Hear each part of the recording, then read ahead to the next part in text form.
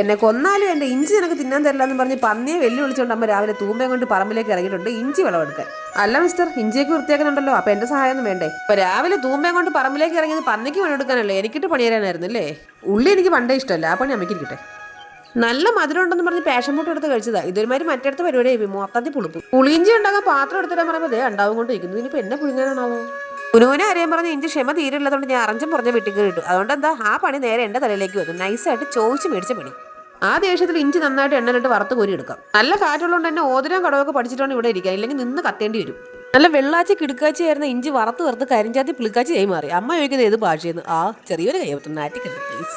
ഉള്ളി വറുത്തെടുക്കുമ്പോൾ കൂടെ മുളക് പൊടിയും മഞ്ഞപ്പൊടിയും ഉലുവാപ്പൊടിയും കായപ്പൊടിയും ഇങ്ങോട്ട് വറുത്തെടുക്കണം. അല്ല, പുളിയിഞ്ചി അല്ലേ വെക്കാൻ പറഞ്ഞ്? അതിന് പുളി എവിടെ? ആകെ ഒരു ഇച്ചിരി ഉണ്ട്.